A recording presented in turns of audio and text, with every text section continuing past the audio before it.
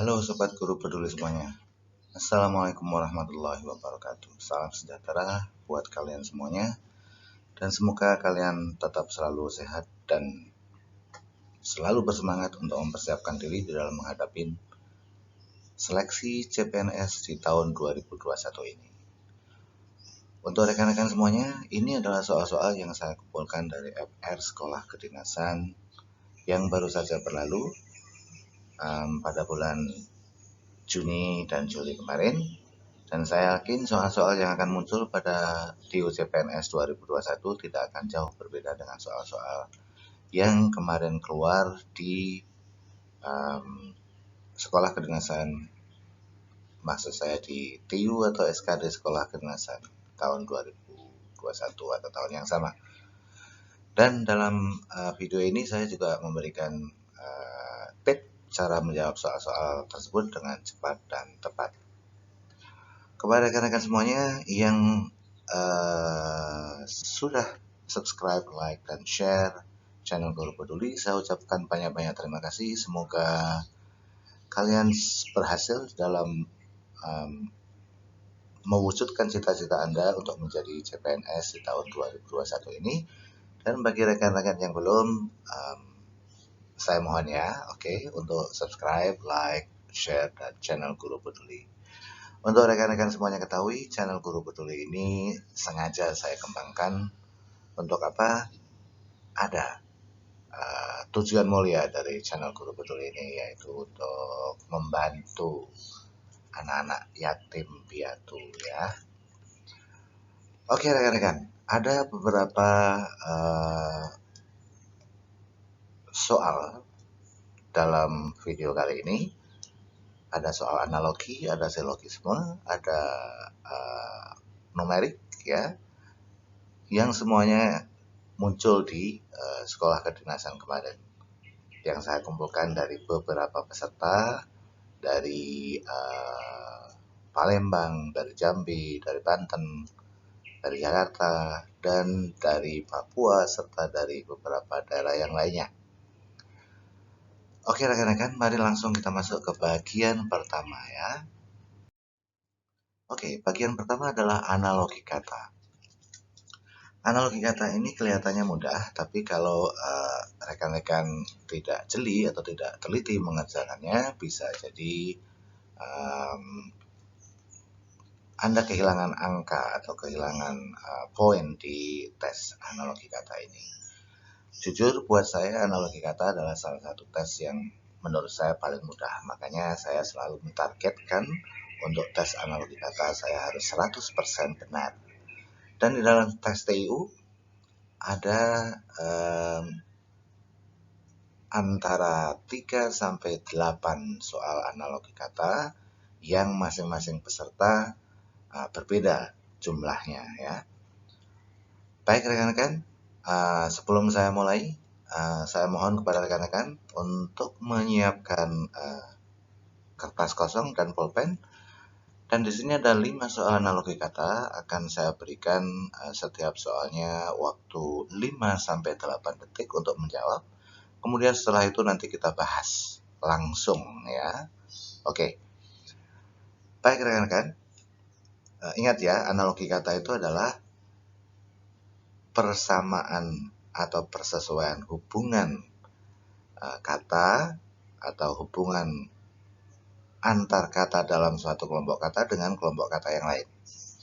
Oke, mari langsung kita lihat soal yang pertama. Oke, soal nomor 1, bulu hidung, udara. Sama dengan alis, titik 2, titik titik. 5 detik dari sekarang untuk menjawab. Pilihan jawaban A, hitam, B, keringat, C, mata, D, kotor, E, debu. Oke, 4, 3, 2, 1. Oke rekan-rekan semuanya, mari kita langsung masuk ke soal kedua. Tolong dijawab dulu ya. Oke, soal nomor 2, titik-titik burung sama dengan roda, titik-titik. Pilihan jawaban A.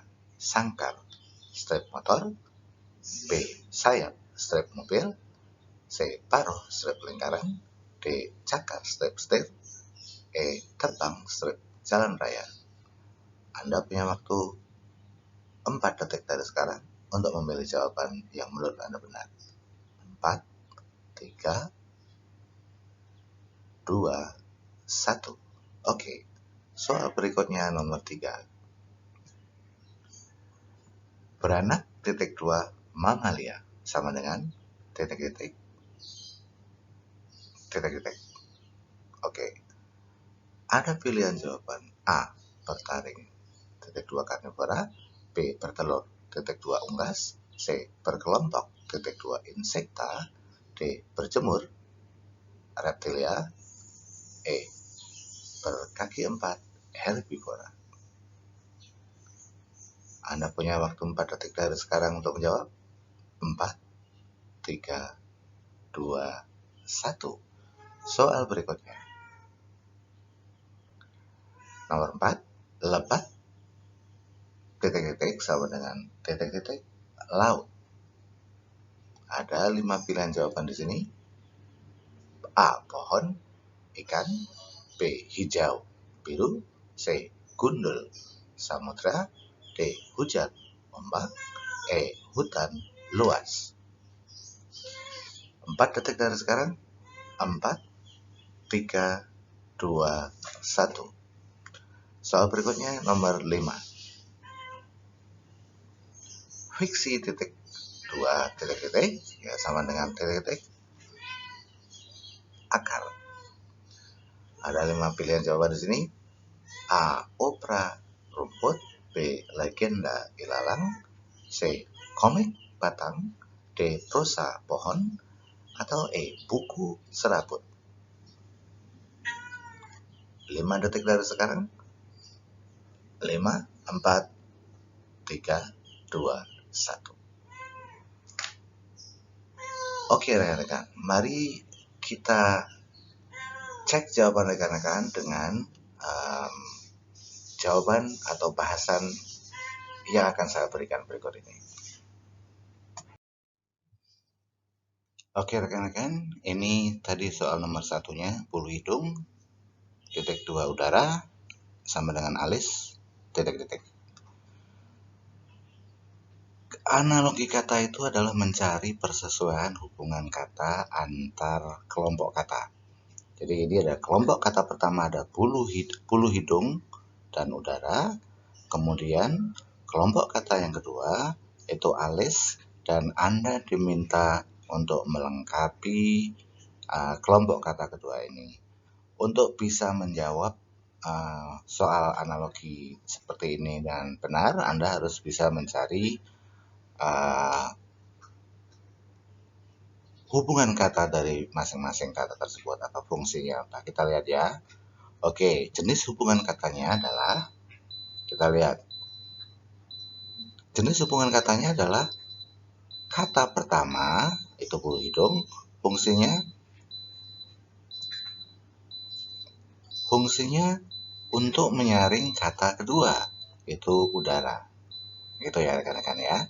Jadi ketika Anda menghadapi soal-soal seperti ini atau soal-soal analogi, ya, cari jenis hubungan katanya, kemudian tentukan jawaban.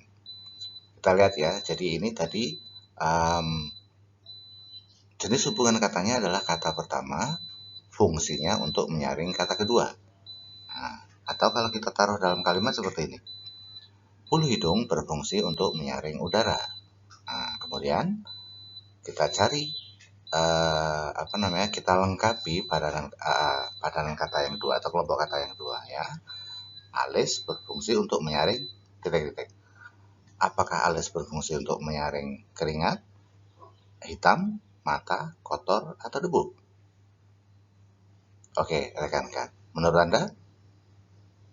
Ya, jawaban yang tepat adalah keringat. Ya. Jadi alis itu fungsinya adalah untuk menyaring keringat. Oke, gimana rekan-rekan? Betul jawaban Anda? Oke, kalau sudah benar ya, mari kita langsung masuk ke Soal kedua, yang belum benar jangan berkecil hati. Terus simak video-video Guru Peduli ini, insya Allah nanti akan bisa meningkatkan kemampuan Anda menjawab dengan cepat dan tepat soal-soal tentang analogi. Oke, kita langsung masuk ke soal kedua. Titik-titik burung sama dengan roda titik-titik. Kita cari jenis hubungan katanya. Jenis hubungan katanya adalah kata pertama, oke, di sini titik-titik ini adalah bagian dari kata kedua. Oke, sekarang apakah sangkar bagian dari burung? Bukan. Apakah sayap bagian dari burung? Oke, sepertinya masuk akal ya. Sayap adalah bagian dari burung. Nah, kemudian roda adalah bagian dari titik-titik mobil ya. Oke, jadi jawaban yang tepat adalah bravo. Gampang kan rekan-rekan? Soal berikutnya, nomor 3. Beranak mamalia. Kita cari hubungan katanya. Jenis hubungan katanya adalah salah satu sifat dari kata kedua adalah kata pertama. Kalau kita taruh di dalam kalimat, berarti salah satu sifat hewan mamalia adalah beranak. Oke, mari kita cari pasangan kata yang memiliki hubungan kata yang sama dengan kelompok kata yang diberikan. Salah satu sifat unggas adalah bertelur. Jadi jawabannya adalah bravo. Jelas ya rekan-rekan? Buat yang sudah benar, oke.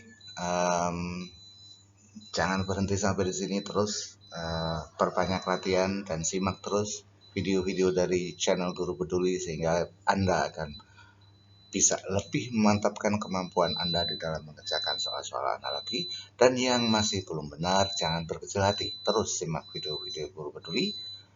Anda pasti akan mendapatkan yang Anda butuhkan. Berikutnya ke soal nomor 4. Ini ada kata lebat titik-titik sama dengan titik-titik laut. Hubungan katanya apa? Jenis hubungan katanya adalah kata pertama adalah sifat dari kata kedua. Oke. Jadi kita cari yang tepat dengan ini ya. Lebat adalah sifat dari pohon, bisa jadi. Tapi ikan adalah sifat dari laut, salah. Lebat adalah sifat dari hijau, kurang tepat. Lebat adalah sifat dari gundul, kurang pas. Lebat adalah sifat dari hujan, bisa jadi. Ombak adalah sifat dari laut, kurang tepat. Ombak tempatnya ada di laut. Ya, oke. Lebat adalah sifat dari hutan, betul. Oke. Atau kata kedua bersifat kata pertama. Atau hutan lebat, gitu ya. Kemudian laut luas. Jadi jawaban yang tepat adalah Eko. Oke. Berikutnya nomor 5. Fiksi titik-titik sama dengan titik-titik akar. Kita cari jenis hubungan katanya adalah kata pertama adalah jenis dari kata kedua. Oke. Berarti fiksi adalah jenis dari opera tidak, legenda tidak. Fiksi adalah jenis dari komik, bisa jadi. Patang adalah jenis salah, kurang tepat, berarti pilihan C salah. Fiksi adalah oke, kurang tepat juga, prosa dan pohon di sini. Fiksi adalah salah satu jenis buku. Oke. Jadi dan serabut adalah jenis akar. Oke, itu tadi pembahasan soal analogi dari soal nomor 1 sampai 5. Kalau rekan-rekan semuanya sudah benar semuanya, sempurna nilainya analogi. Oke, jangan puas. Tetap latih atau tetap terus latihan mengerjakan soal-soal analogi dari manapun sumbernya ya, sehingga kemampuan Anda akan semakin meningkat. Dan yang belum bisa 100% jangan berkecil hati, terus belajar ya, karena usaha Anda tidak akan pernah mengkhianati hasil. Oke rekan-rekan, itu tadi adalah 5 soal yang pertama tentang analogi. Berikutnya kita akan masuk ke soal tentang silogisme.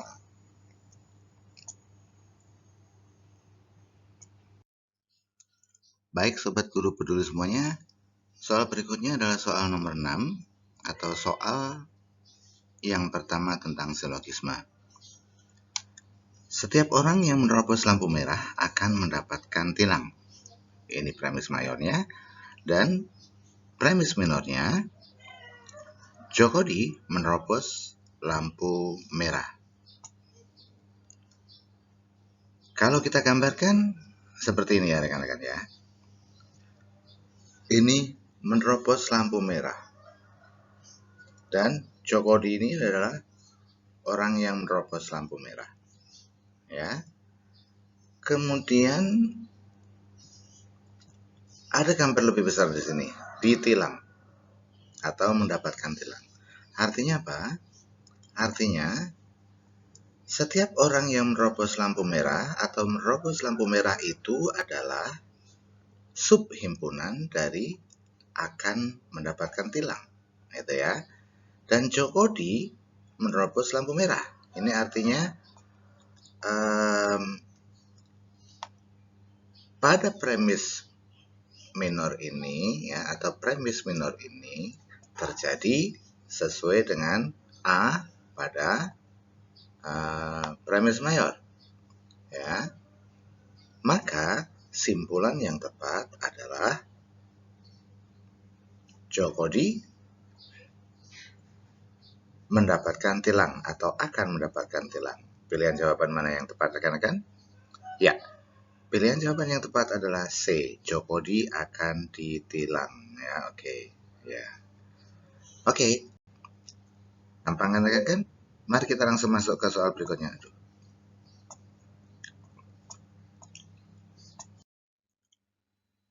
Oke rekan-rekan semuanya, soal berikutnya adalah nomor 7 atau soal yang kedua untuk subtes silogisme. Kita lihat premis mayornya, setiap orang yang menerobos lampu merah akan mendapatkan tilang. Premis minornya, Jokodi mendapatkan tilang. Kesimpulannya, apakah A.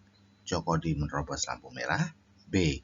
Jokodi tidak menerobos lampu merah, atau C. Jokodi melanggar lalu lintas, atau D. Jokodi menerobos lampu merah sehingga mendapatkan tilang, atau E. Semua salah. Mari kita lihat ilustrasi berikut ini. Ya, menerobos lampu merah. Ini ilustrasi yang pertama, oke. Kemudian yang kedua adalah mendapatkan tilang. Jadi, menerobos lampu merah atau setiap orang yang menerobos lampu merah itu merupakan subbagian dari akan mendapatkan tilang atau ditilang. Atau subhimpunan dari ditilang tadi ya, menerobos lampu merah. Nah, premis minornya Jokodi mendapatkan tilang. Itu kalau kita ilustrasikan seperti ini ya. Jadi Jokodi ditilang. Oke. Tapi tidak ada penjelasan kalau Jokodi itu menerobos lampu merah ya di dalam premis ya. Karena ketika ada soal silogisme itu kita diminta untuk mengambil kesimpulan hanya dari premis yang tersedia. Dalam hal ini seperti ini tadi ya, premis mayornya dan premis minornya. Oke, kita lihat pilihan jawaban A, apakah benar atau salah. Jokodi menerobos lampu merah. Kalau kita lihat ilustrasi ini, ya, Jokodi tidak menerobos lampu merah. Karena kalau dia menerobos lampu merah, maka dia harus ada di dalam subhimpunan kuning ini ya menerobos lampu merah. Jadi salah. Jokodi tidak menerobos lampu merah. Kita tidak bisa mengambil kesimpulan seperti itu. Ya, ini Jokodi ditilang, tapi tidak ada penjelasan di dalam premis kalau Jokodi itu tidak menerobos lampu merah ya. Penjelasannya hanya atau premisnya hanya Jokodi mendapatkan tilang. Itu bukan berarti Jokodi tidak menerobos lampu merah ya, tidak bisa diambil kesimpulan seperti itu. C. Jokodi melanggar lalu lintas juga tidak, salah. D. Jokodi menerobos lampu merah sehingga mendapatkan tilang juga kurang tepat ya. Jadi pilihan jawaban untuk soal ini adalah semuanya salah. Karena B ini salah ya. Kita jangan terkecoh dengan pilihan jawaban B. Jelas ya rekan-rekan? Mari kita masuk ke soal berikutnya, soal nomor 8. Oke sobat guru peduli semuanya, langsung masuk ke soal nomor 8. Premis mayor, setiap orang yang menerobos lampu merah akan mendapatkan tilang. Premis minornya, setiap orang yang mendapatkan tilang akan diajukan ke pengadilan. Oke, mari kita jawab dengan cepat ya. Ini ada unsur yang terpenuhi ini ya. Akan mendapatkan tilang. Oke, ini ya. Sorry maaf, saya highlight aja pakai kuning biar jelas. Oke, mendapatkan tilang. Dan ini juga mendapatkan tilang. Jadi kita langsung bisa menyimpulkan ya. Setiap orang yang menerobos lampu merah akan diajukan ke pengadilan. Pilihan jawaban yang mana ini? Oke, setiap yang diajukan ke pengadilan kurang tepat, susunannya berubah. Setiap yang menerobos lampu merah akan diajukan ke pengadilan. Jadi jawaban yang tepat langsung saja ya. Bravo. Oke. Berikutnya soal nomor 9. Oke rekan-rekan, mari kita langsung masuk ke soal nomor 9. Saya bacakan dulu soalnya. Premis mayornya, sebagian mainan yang terbuat dari plastik berwarna merah. Sebagian mainan berwarna merah terletak di lantai. Kepada rekan-rekan harus hati-hati ya menghadapi soal seperti ini, karena ini cukup tricky, karena kalau kita tidak hati-hati, kita bisa salah memilih jawaban. Menurut rekan-rekan, kesimpulannya apa? Apakah A, sebagian mainan yang terbuat dari plastik terletak di lantai? Atau sebagian mainan yang terletak di lantai berwarna merah? Atau C, sebagian mainan yang terbuat dari plastik dan berwarna merah terletak di lantai? Atau D, semua kesimpulan A, B, dan C di atas salah? Atau E, tidak dapat disimpulkan? Oke, ada beberapa rekan yang menyebutkan bahwasanya, atau ada beberapa buku yang menyebutkan bahwasanya kalau masing-masing premis itu bersifat partikular, maka tidak bisa diambil kesimpulan. Oke, itu aja. Berarti kalau misalnya kita menggunakan rumus itu atau syarat itu ya, berarti jawabannya apa? Jawabannya adalah tidak dapat disimpulkan ya, E ya. Oke, coba kita lihat ilustrasi berikut ini rekan-rekan ya. Ini ada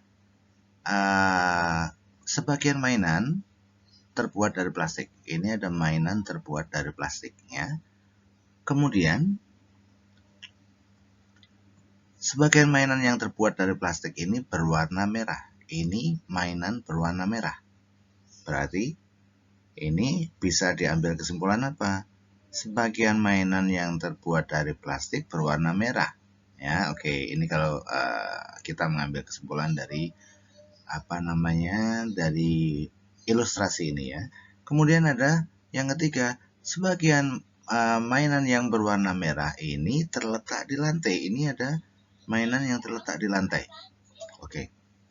Jadi seperti ini. Ilustrasinya seperti ini.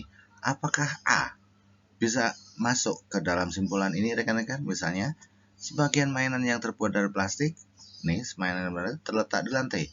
Mana? Nggak ada yang terletak di lantai ya. Yang ada adalah sebagian mainan yang berwarna merah terletak di lantai. Ini benar.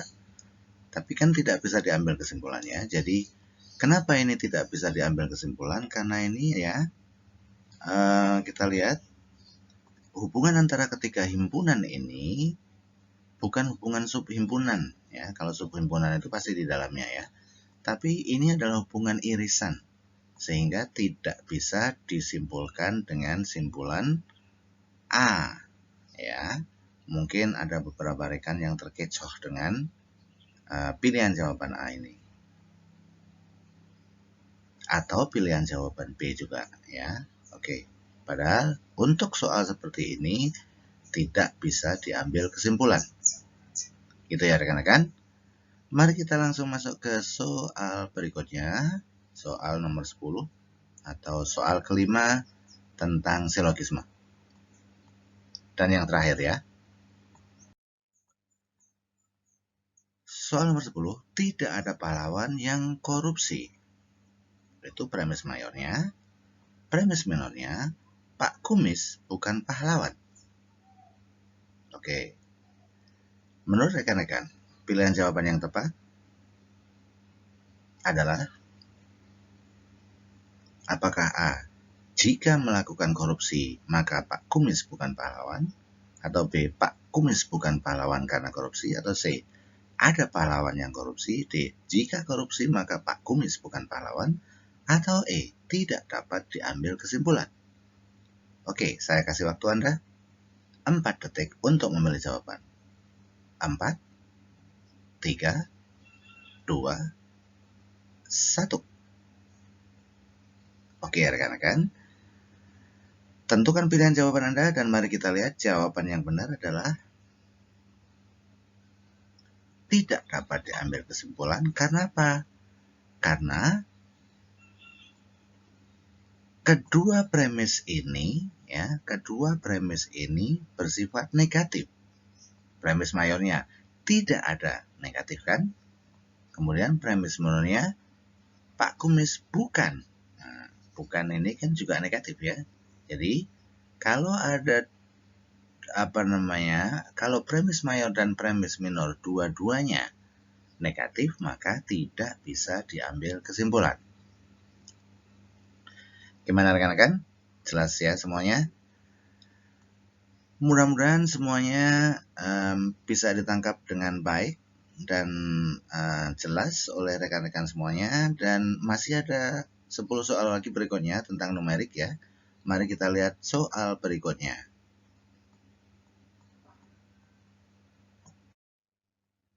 Oke, soal nomor 11. Ya. Kereta api dari Jakarta ke Semarang ada 4.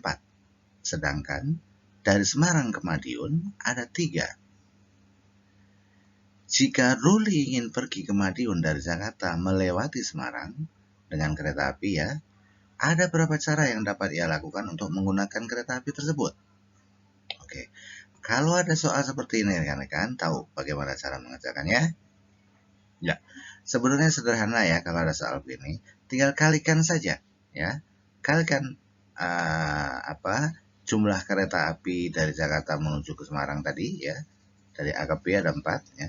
Kalikan dengan dari Semarang ke Madiun atau B ke C ada 3. Berarti 4 kali 3 jawabannya adalah 12. Oke.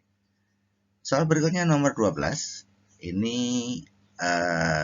lebih menantang dari soal yang baru saja nomor 11. Ya, kita lihat ya. Saya bacakan dulu soalnya. Soal nomor 12. Ini tentang perkalian ya, rekan-rekan. Sebetulnya ini juga permutasi ya. Soal tentang permutasi, tapi akan saya jawab dengan cara yang lebih mudah. Oke. Saya bacakan dulu soalnya. Untuk dapat bepergian ke Medan, seseorang dari Bogor harus naik bus ke Jakarta. Kemudian dari Jakarta ke Medan, orang tersebut harus naik pesawat. Jika dari Bogor ke Jakarta ada 6 bis, sedangkan dari Jakarta ke Medan hanya ada 4 pesawat, maka ada berapa cara perjalanan dari Bogor ke Medan pulang pergi? Ingat ya, pulang pergi itu kata kuncinya. jika tidak boleh menggunakan kendaraan yang sama. Dan ini kata kunci yang lain, tidak boleh mengulangi atau menggunakan kendaraan baik bis atau pesawat yang sama. Kita lihat cara mengerjakan soal seperti ini ya. Ini tadi dari mana? Dari Bogor ya, kita tulis Bogor, kemudian ke Jakarta, kemudian ke Medan, ke Jakarta lagi, ke Bogor lagi. Jadi Bogor, Jakarta, Medan, Jakarta, Bogor lagi. Ini tadi pergi pulang ya, pergi dari Bogor ke Medan ya, melewati Jakarta, kemudian pulang lagi, lewat Jakarta lagi sampai ke Bogor. Kita lihat ya. Dari Bogor ke Jakarta tadi ada berapa bis? Ada 6 ya. Oke, ini ada 6 tadi. Kita tulis di sini 6. Kemudian dari Jakarta ke Medan ada berapa? Ada 4 pesawat. Oke. Bogor Jakarta ada 6 bis. Jakarta Medan ada 4 pesawat. Nah, kemudian kalau mau balik ke Bogor lagi, harus lewat Jakarta lagi, pesawatnya tinggal berapa? Tadi sudah dinaikin 1 ya. Dari Bogor Jakarta, berarti tinggal tinggal 3 ya, tinggal 3. Oke. Kemudian bisnya dari Jakarta ke Bogor tinggal berapa? Karena tadi sudah dipakai 1 ya, berarti tinggal 5. Nah, cara menjawab soal ini tinggal mengalihkan 6 kali 4 kali 3 kali 5. Atau sama dengan, kita lihat ya. Sama dengan berapa? Begini cara mengalihkannya. Kita cari yang mudah ya. 6 kali 4 kali 3 kali 5. Cara yang mudah mengalihkan adalah cari yang gampang. 4 kali 5 berapa? 20. Oke. 4 kali 5 sama dengan 20. Kita tulis ya dalam hati. Kemudian 3 kali 6 sama dengan berapa? 18. Oke. Ya. 18 kali 20 sama dengan berapa? Atau 18 kali 2 deh. 18 kali 2 sama dengan 36. Oke. 36 tambah 0, 360. Jadi, ini sama dengan 360 ya. Jawaban yang tepat adalah Eko 360. Ada jawabannya ya. Oke. Soal nomor 13. Dalam sebuah kantong plastik terdapat 7 bola. Berapa banyak cara mengambil 4 bola dari kantong tersebut? Oke, rekan-rekan. Untuk soal nomor ini, ya, soal ini coba tolong rekan-rekan cari. Ya, nanti kita bahas. Saya beri tugas 1 ini untuk menjawab. Dan setelah Anda menemukan jawabannya, atau tahu caranya, cara menjawabnya, tulis di komentar ya. Nanti akan saya jawab setiap komentar yang masuk. Dan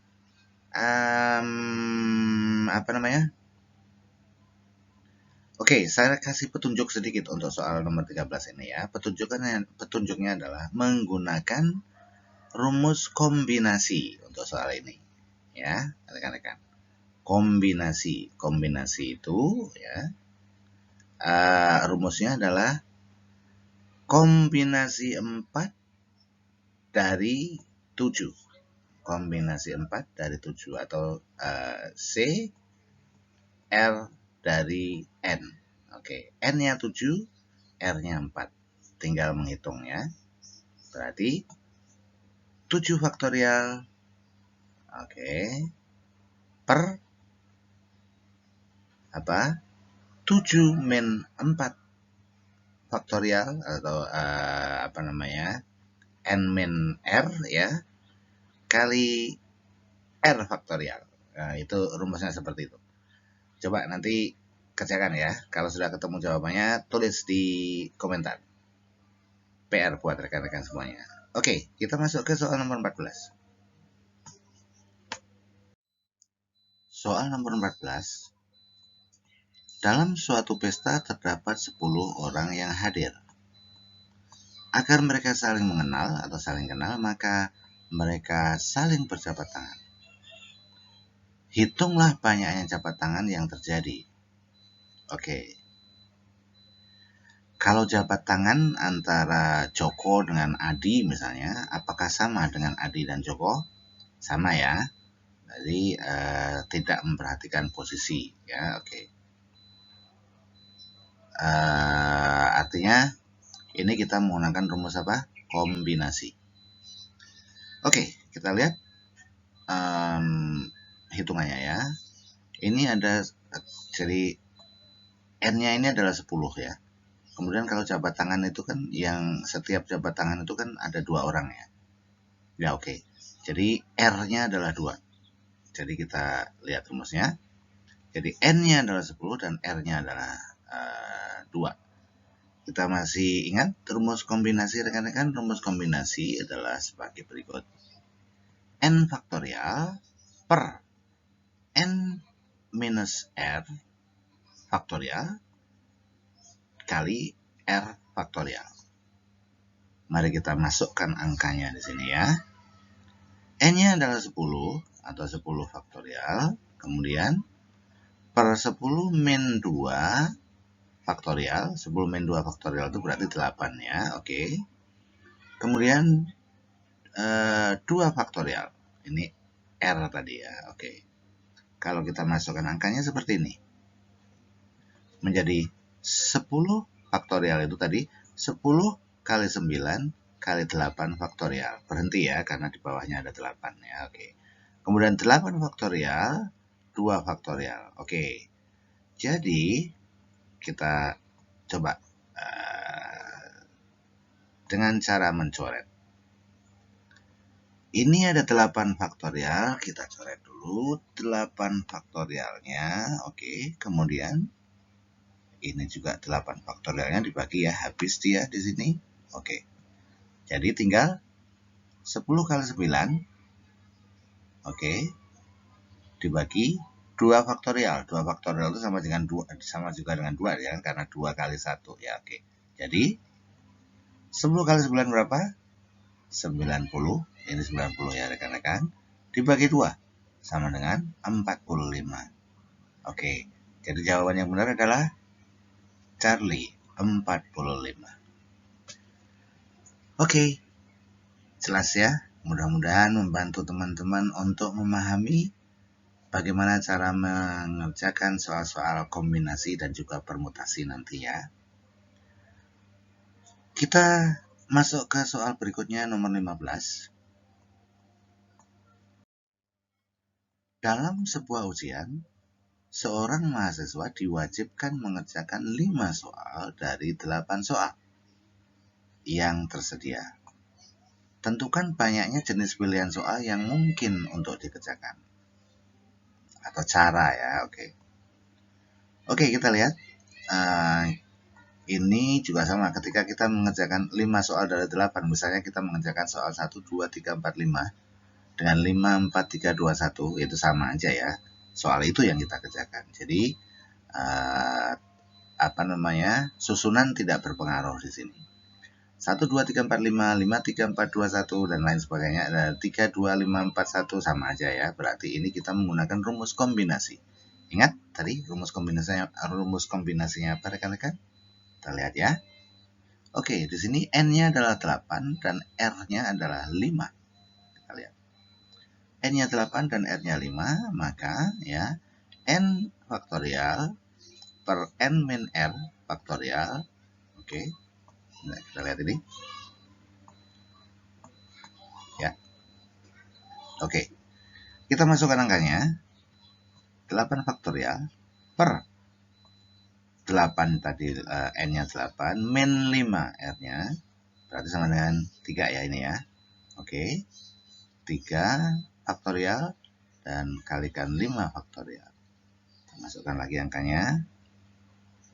Jadi 8 faktorial itu ini ada 5 faktorial ya. 8 kali 7 kali 6 kali 5 faktorial. Nah, ini ada 5 faktorial, maka berhenti di sini. Kita coret dulu yang sama. Oke.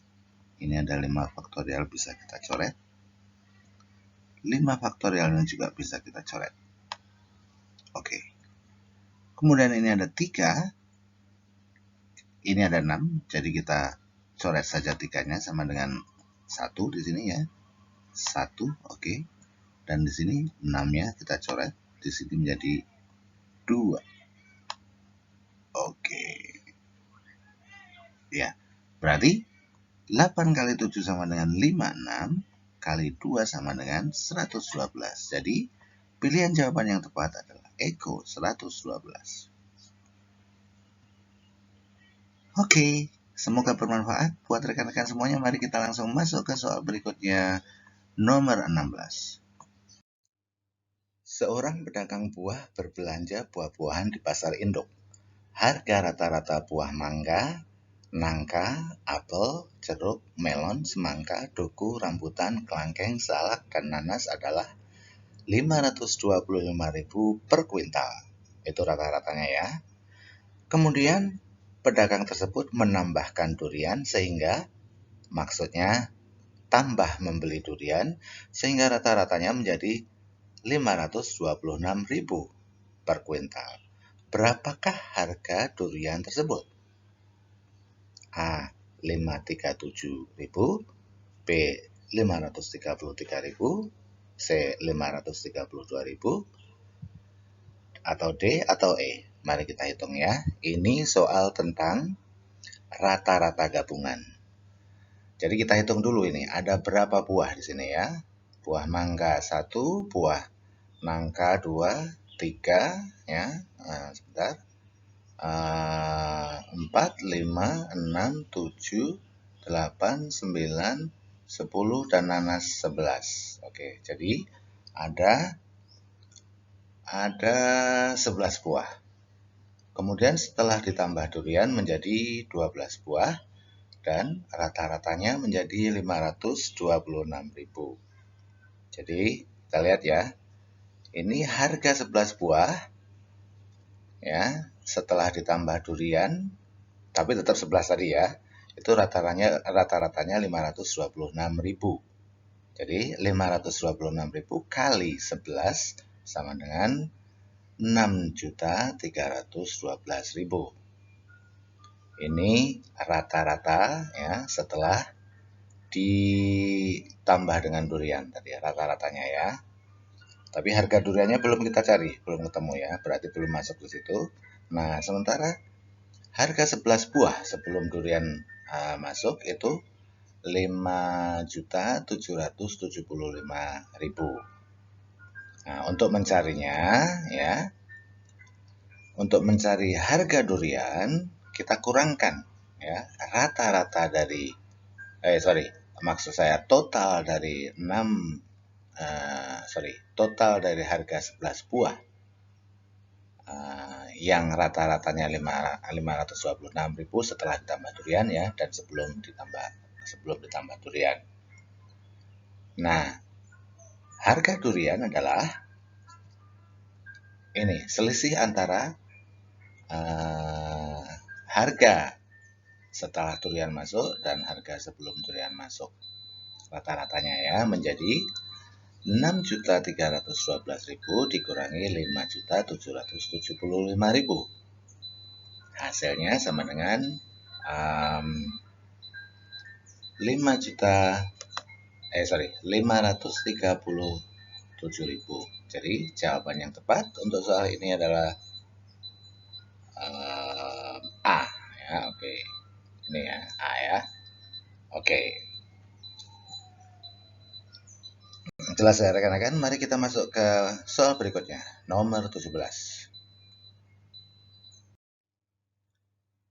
Sebelum saya melanjutkan membaca soal nomor 17 ini, saya akan memberitahukan kepada rekan-rekan yang sedang menonton video ini dan meminta rekan-rekan untuk like, subscribe, dan share channel Guru Peduli ini, karena channel Guru Peduli ini dibuat dan dikembangkan dan dimonetasikan dengan tujuan yang mulia, yang penghasilan akan digunakan untuk membuat yayasan Guru Peduli yang akan menangani anak-anak yatim piatu, orang-orang orang-orang terlantar dan orang-orang yang membutuhkan. Terima kasih juga sebelumnya atas doa restu rekan-rekan semuanya, dan kami juga selalu mendoakan rekan-rekan agar apa yang rekan-rekan cita-citakan dimudahkan dan dikabulkan oleh Allah Subhanahu wa Ta'ala. Saling mendoakan ya rekan-rekan. Oke, saya langsung baca soal nomor 17. 5 tahun yang lalu, jumlah usia dua orang bersaudara adalah 26 tahun. Sedangkan sekarang perbandingan yang tua dan yang muda adalah 3:1. 9 tahun kemudian, perbandingan yang tua dan muda adalah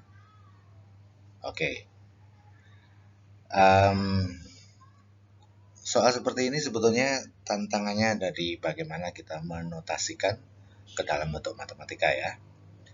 Jadi perbandingan usia mereka sekarang itu adalah 3:1. 3 ini yang tua, 1 ini yang muda. Atau X ya, yang tua itu sama dengan 3 kali lipat atau dari Y ya.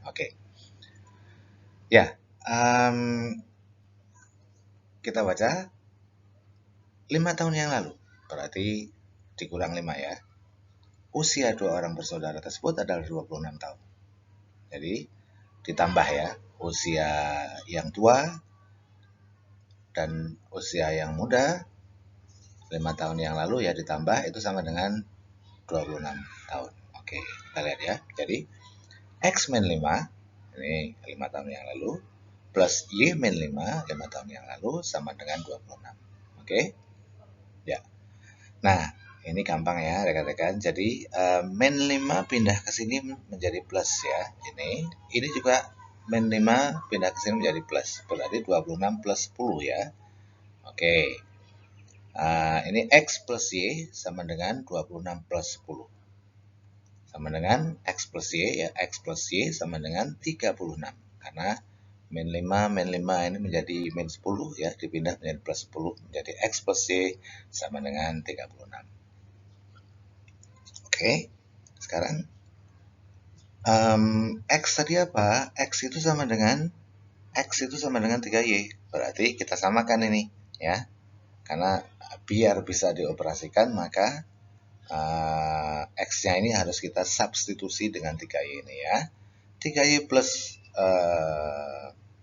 Y sama dengan 4Y sama dengan 36.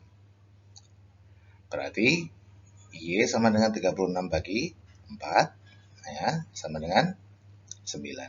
Y-nya 9 tahun. Y ini 9 tahun.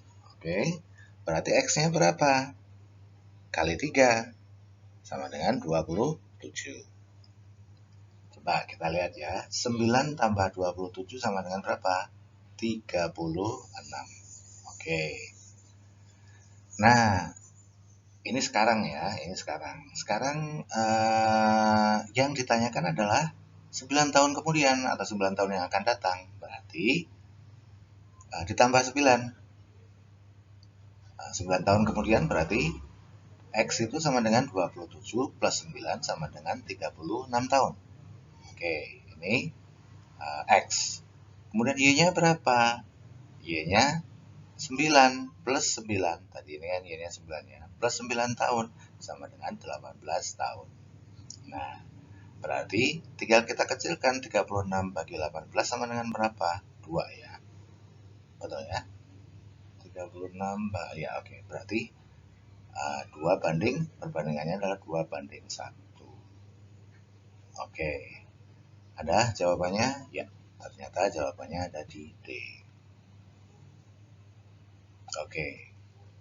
Jelas ya rekan-rekan? Jangan lupa untuk selalu like dan share channel ini, karena dengan share dan likes channel ini ada doa, terselip doa anak-anak yatim